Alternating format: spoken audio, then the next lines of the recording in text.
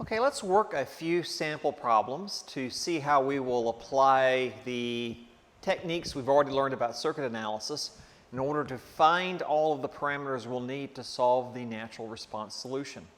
So in this case, we've got a capacitor in this resistor network. Notice here I've got a 10-volt source and I've got a switch that switches from position A to B. So for t less than 0, it's connected to here. For t greater than 0, it's going to flip over to position B, which in effect is going to remove that source from the circuit. So what we want to do is we want to find V sub t for all t, assuming, and this is the important part, assuming steady state operation. So when you see a problem like this, either you must assume steady state operation before the switching event, or you need to be told the initial condition, one or the other. Now, sometimes looking at a textbook, you'll see a problem and the authors will try to be clever. They'll do something like they'll say, you know, you built this circuit 10 years ago and it's been sitting in this configuration ever since. Or this circuit's been operating since dinosaurs walked the earth. All they're simply saying is, you put the circuit together a long time ago, it's been operating and all the transients have died out and it's now in a steady state condition. So one way or the other you'll see that kind of language, but in this case I'm telling you it's going to be steady state. So let's go through and let's work it. So first of all, what do we need to find? We need to find the voltage across the capacitor, and V of t will be equal to the initial condition times e to the minus t over RC. So we need to find the initial condition and we need to find R. We already know what C is, that's given, that's 0.02 farads. So let's first find that initial condition. So for t less than 0, if we are assuming steady state operation, we know the current through the capacitor must be equal to 0. Acts like an open circuit. Now, if I ground this node on the bottom, which is a good choice, then I know that this voltage here must be V sub t at that node. And because, since I've got 0 amps through the capacitor, I've also got 0 amps through this resistor, that means I have 0 volts across that 5 ohm resistor, which means this node voltage must be V sub t as well. V sub t minus V sub t is equal to 0. All right? So now let's go through and let's calculate what the value of V sub t must be. For t less than 0, we are connected to 10 volts. So this voltage is 10 volts with respect to ground. And in this case, I can now go through, and it's easy to calculate that in this case, choosing current directions, what I've got is that V sub t minus 10 over 20 plus V sub t over 20 is equal to 0. And if I solve this, what I'm going to get is that V sub t is equal to 5 volts. And we note that really, if no current's flowing through this branch, really all we had here was a voltage divider. So I could have just written that V sub t is equal to 20 over 20 plus 20 times 10. That would also get me 5 volts. So whether I did voltage division or whether I did it nodally, I get the same answer. Okay, so this is the value of V sub t for t less than 0. Because I know it's in steady state and I know the current through the capacitor is equal to 0, then it's easy to solve for what the voltage for across that capacitor is going to be. And therefore, this V just before the switching event will be equal to the voltage just after the switching event, because remember, the voltage cannot change instantaneously across a capacitor. And that will be equal to V of O, and that will be equal to my initial condition which is 5 volts. So there we go. I calculate the voltage for the capacitor just before the switching event, and therefore, because the voltage can't change instantaneously, I know it's got to also be the voltage across the capacitor at time t equals 0. Once you know that, you plug it right in. Okay, so here's my initial condition.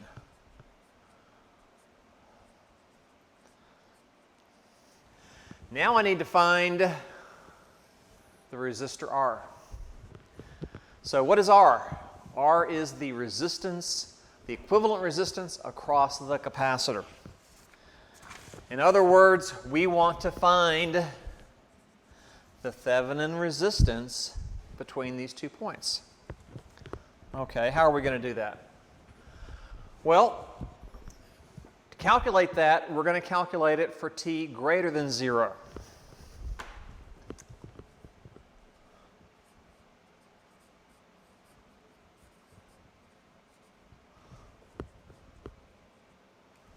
We're going to find R, which is the equivalent resistance across C, or the Thevenin resistance across C for t greater than or equal to 0. In other words, after the switching event.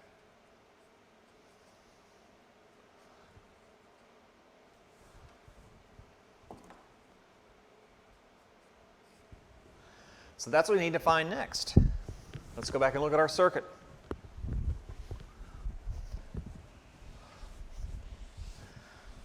So for t greater than 0, now we're connected here. Now you note the 10-volt source has now just been disconnected. Since it's disconnected on that end, there's no way any current can flow out of it. There's no way that the voltage of that source can have any effect on the rest of the circuit. So if we go through here,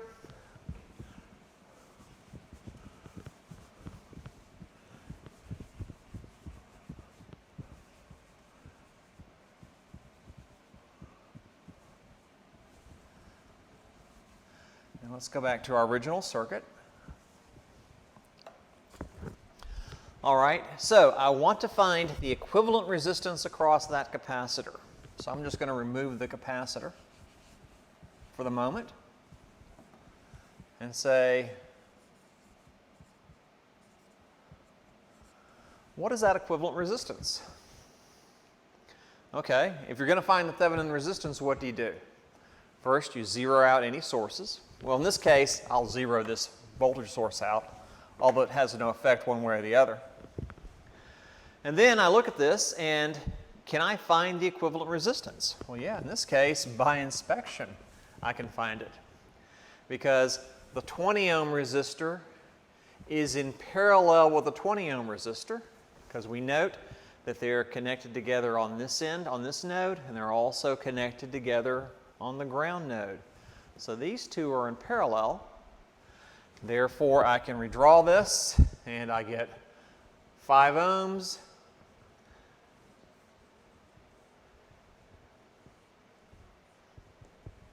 and 20 in parallel with 20 is equal to 10 ohms.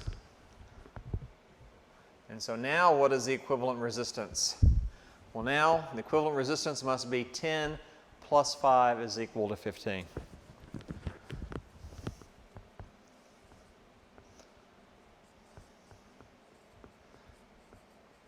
Ohms.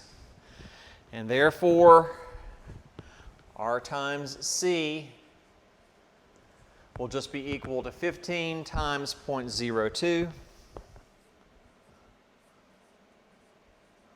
And that's equal to 0.3 seconds. And that's our time constant. So now I can plug it into my equation. And what I get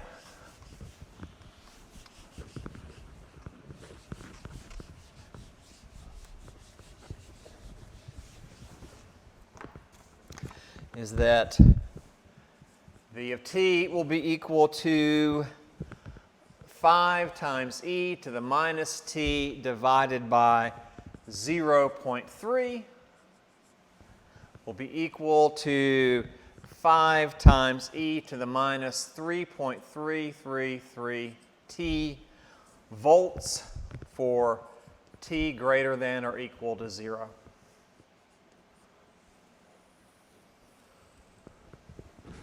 And there's my solution. Simple as that. I will always have the same form of the solution. What I've got to find is the initial condition by looking at the voltage before t equals 0, and then find the value of the time constant by looking at the equivalent resistance after the switching event, after t equals 0. Okay? Now, you might be asking here, Dr. Holman, could I have used source driving here? Sure you could have. If you have trouble seeing this relationship here that I just did, if you have trouble seeing how I combine those resistors, you could always do this.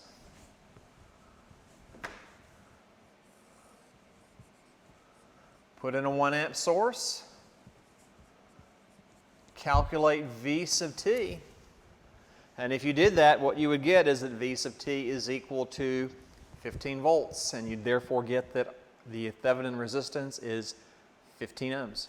So it works exactly the same way. So always remember, the equivalent resistance is the Thevenin resistance. They're the same thing. It's Thevenin's theorem. So either I can combine the individual resistors together, just reduce the network, or I can apply source driving. Either one will get you the correct answer. And of course, if there's a dependent source, you have to use source driving. Okay? So, let's do another example.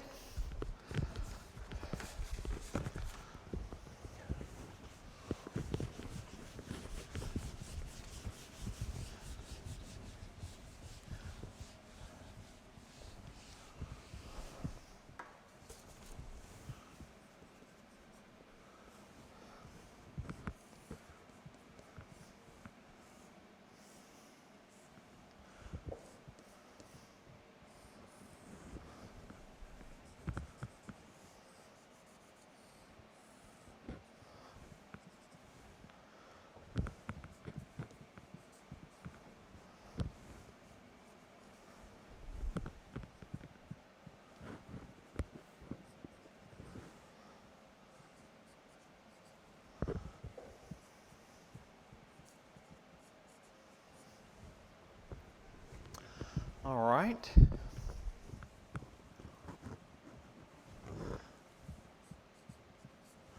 So in this case, I'm specifying a few voltages and currents. V sub t is the voltage across the capacitor.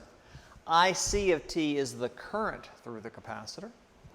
VO of t is equal to the voltage across that 5K resistor. And I've got a switch here that is closed but opens up at time t equals 0. And in this case, I'm once again going to find some quantities assuming steady state for t less than 0.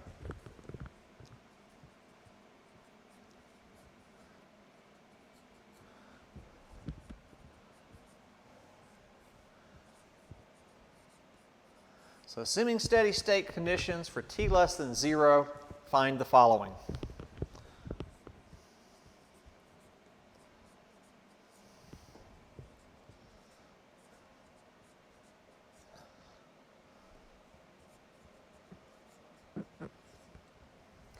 I want to find IC of t and VO of t for t greater than 0. Now I chose this problem because it illustrates a point that is very critical to working these kinds of problems.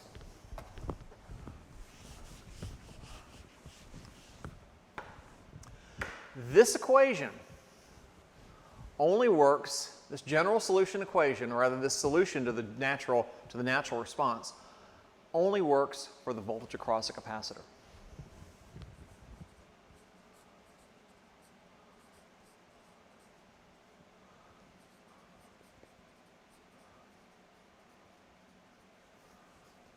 It's only valid for the voltage across the capacitor. That's the only place you can use this solution. You cannot use it for IC of t and VO of t.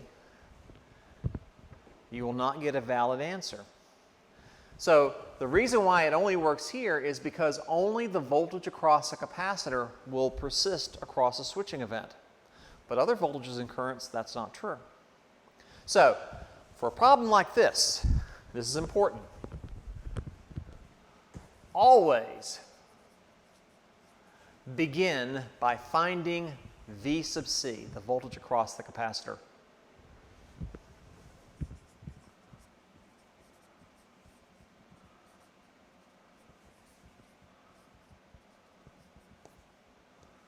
So we always begin by finding V of C first. Once we know that, then find the other quantities.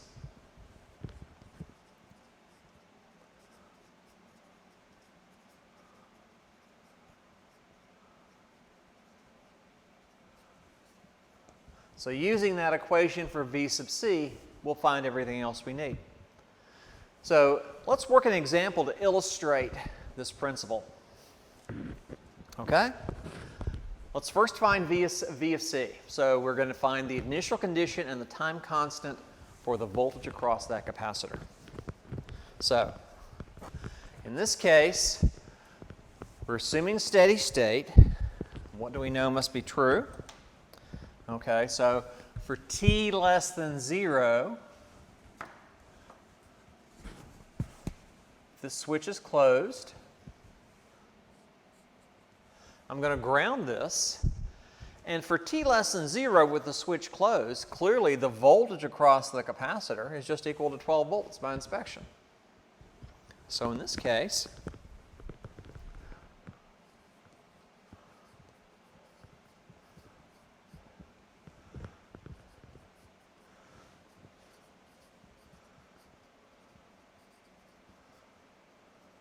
so for t less than 0, Vc of t is just 12 volts by inspection, and therefore Vc just before the switching event is equal to Vc just after the switching event is equal to Vc at time t equals 0, which is therefore equal to V0, which is equal to 12 volts. So once again, I find the voltage across the capacitor, and that will be my initial condition for this equation. Now for t greater than 0, the switch is going to open up.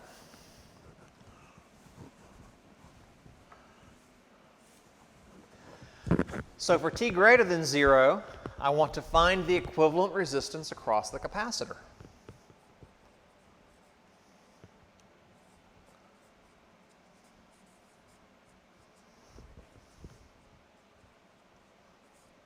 So I'm going to find what is the Thevenin resistance, or the equivalent resistance across C. Well, that's kind of obvious here. The equivalent, if I disconnect on this end, I can zero this source out if I want to. It makes no difference to the answer because the source is just disconnected on one end. But then all I have left now is just those two resistors. And so therefore, RTH, which is equal to R, is just equal to 10 kiloohms. Those two resistors are in series. And therefore, tau is equal to RC, which is equal to 100 microfarads. And actually, I forgot to include that value. This capacitor should be 100 microfarads, to add that. So that's equal to 100 microfarads times 10,000, 10K, and that will be equal to 1 second. So therefore,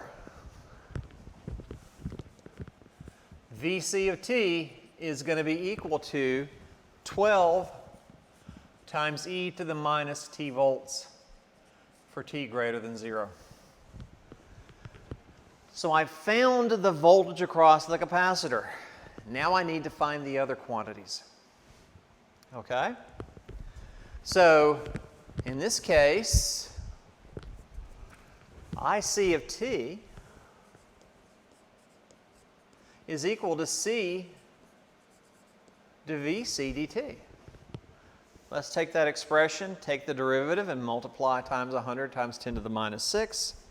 And that will be equal to 100 times 10 to the minus 6 times minus 12 times e to the minus t.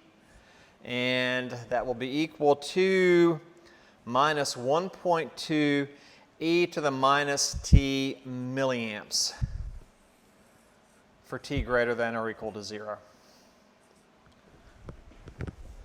And so I get my IC of t by simply applying the capacitor voltage current relationship equation. Okay? Now let's find VO. Nodally, if this node is ground, then VO must be the nodal equation here. And so in this case, this is VC of t at this node. And we know what VC of t is. And clearly, what do I have here? This is nothing more than a voltage divider.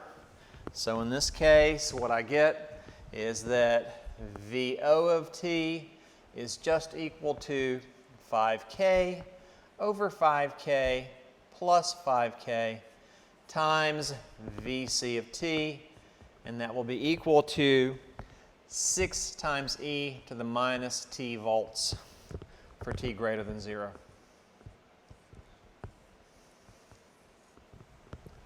And there's my solution. Now, as I said, I can't apply this form of the equation to either IC of t or VO because there's no guarantee it will work. And let me illustrate why that's true. Let's say you had the following. I'm going to put this source back again. And let's say that you didn't believe me. So for t less than 0, you had this circuit, and we had 12 volts. And you know, I've had students do this. They'll do exactly this thing. They'll look at a problem like this. They'll say, okay, the problem wants me to find IC of t. So I'm going to write this equation. IC of t is equal to the initial condition times e to the minus t over RC. Students will write that down, and they'll look at it and they'll say, okay, what's the initial condition? Well, for t less than 0, what is the value of the current IC? Well, in steady state, it's equal to 0, right? There's no current flowing through the capacitor for t less than 0. So the initial condition is I0 is equal to 0. And then the student will say, oh, if that's equal to 0, then IC of t must be equal to 0 for all t.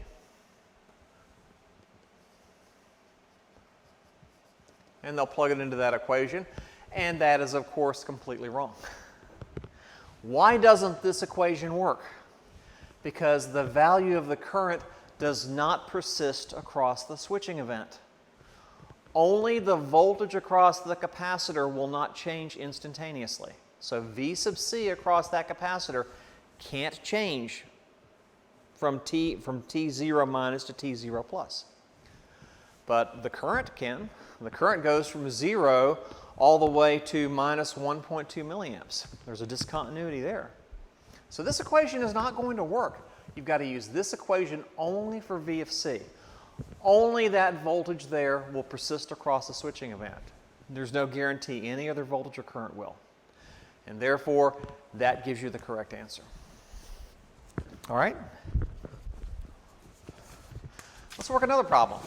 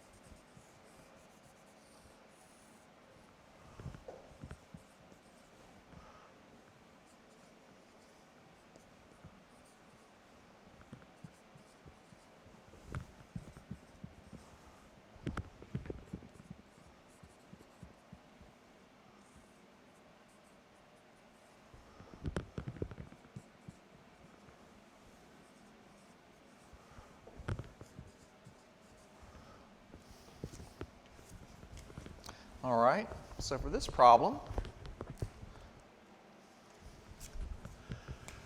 I've got a switch that's going to flip over from this position to this at time t equals 0.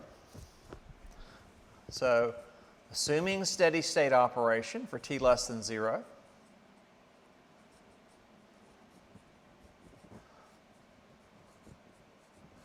so we're assuming steady state for t less than 0.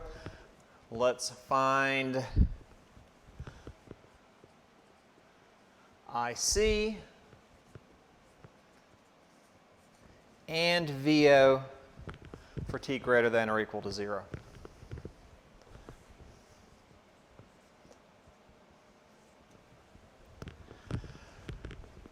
This is in many ways very similar to the problem we just did, because I'm finding two quantities which do not include the voltage across the capacitor. So it's good review. Let's look at this. If we're going to find IC and VO, we must find VC first.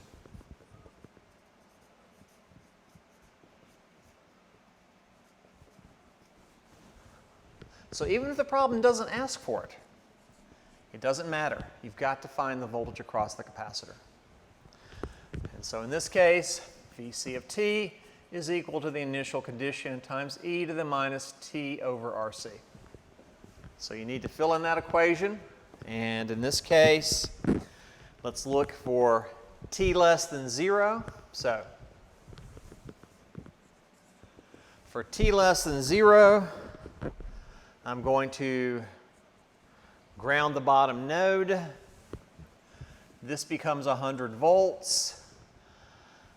So we note that this part of the circuit is not going to have any effect. The only place that current can flow is through this portion. That end is just disconnected. So really nothing's going to happen on this end. But here I can go through and calculate VC.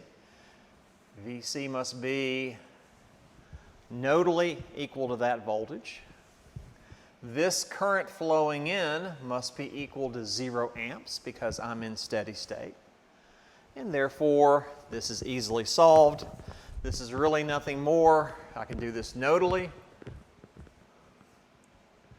In this case, 100 minus VC over 60 is equal to VC over 40. And plug that in and solve. What we'll get is that VC of t is equal to 40 volts for t less than 0, which means that therefore VC of 0 is equal to the initial condition is also equal to 40 volts. There's my initial condition. Now let's calculate the equivalent resistance across the capacitor. This happens for t greater than 0. So at t equals 0, this switch is going to flip over. Now the capacitor is connected to this resistor network on the other side. And so in this case, I've got VC. Therefore, that node is VC. This source is now disconnected from the capacitor. The only path for current is through those two resistors. That's not going to affect the rest of the circuit over here. So in this case, let's go through and find our equivalent resistance.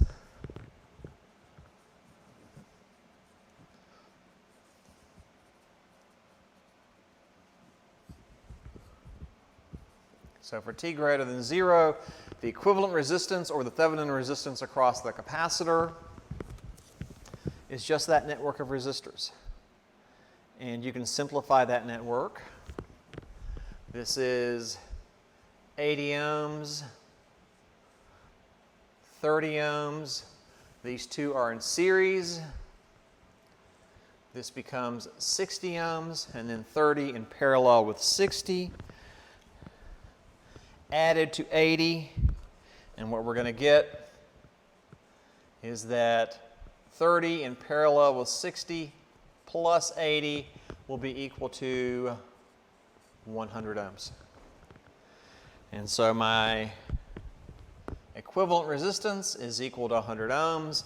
Therefore, tau is equal to R times C, and that will be equal to 100 times 100 times 10 to the minus 6.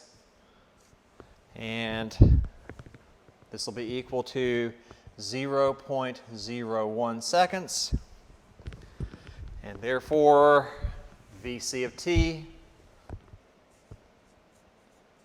will be equal to 40 times e to the minus 100t volts for t greater than 0.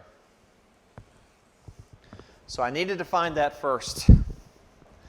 Now I find the other quantities. IC is equal to C to VC dt. And in this case, that will be equal to minus 0.4 times e to the minus 100 t amps. Just plugging it in for t greater than 0.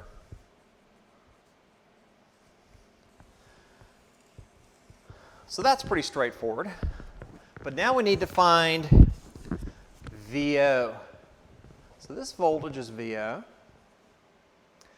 I'm going to call this voltage V1.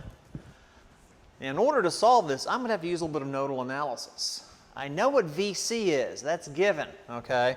So VC is just equal to 40 times e to the minus t 100 volts. So I know the voltage of that node. It's just not a constant. It's an equation. So in this case, I'm just going to go through and write KCL for this. And so what I'm going to get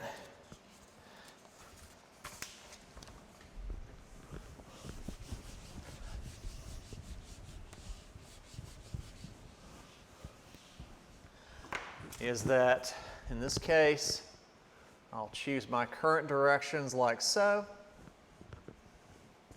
So in this case, what I get is that V1 minus 40 e to the minus 100t divided by 80 plus V1 over 30 plus V1 over 50 plus 10 is equal to 0. And if I solve for that, what I will get is V1 is equal to 8 times e to the minus 100t volts. So Mathematica can do this, can give you a symbolic answer, although sometimes it's just easier to do something like this by hand. That's fairly straightforward to solve by hand. And here, V1 minus VO over 50 is equal to VO over 10. And in this case, what I will get is that V1 will be equal, VO will be equal to V1 divided by 6 will be equal to 1.333 times e to the minus 100t volts. And there's my answer for V0 for t greater than 0. Now something I want to point out. Notice the exponential term appears in every one of these quantities, in each of these equations. In other words, since the current and VO, since IC and VO are a consequence of VC, they're going to have that same exponential term. When you take the derivative, you're not going to get rid of that e to the minus 100t. So in this case, you're always going to see this common term in these equations. If you leave it out, you miss something, sanity check, you should expect to see that everywhere in the solution. So watch out for that. All right? And just to kind of sketch this stuff, it's useful to sometimes sketch this.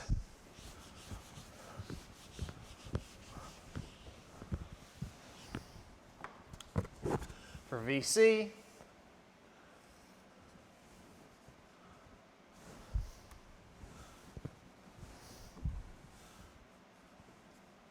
we start at 40 volts, we switch at time t equals 0, and then we decay away. And according to the 5 tau rule of thumb, 5 tau is equal to 50 milliseconds, okay? So in this case, this will decay away in 50 milliseconds to less than 1% of its starting value. And for t less than 0, it was just 40 volts.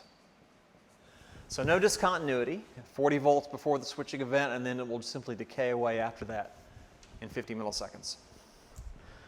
And then for VO, we had this.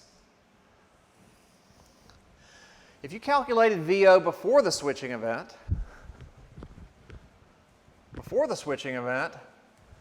there was nothing connected to those resistors. No path for current from this source. You could easily write the KCL equations and prove to yourself that the voltages and currents in that network of resistors was equal to 0 for t less than 0. So really you had this. For t less than 0, you had 0 volts, then it jumped up to 1.333 volts, and then it also decays away in 5 tau.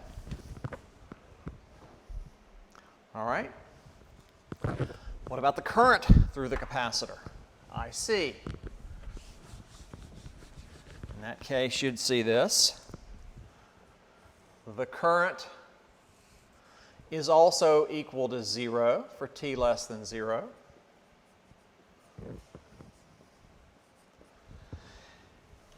And then it immediately at time t equals 0 jumps down to minus 0.4 amps.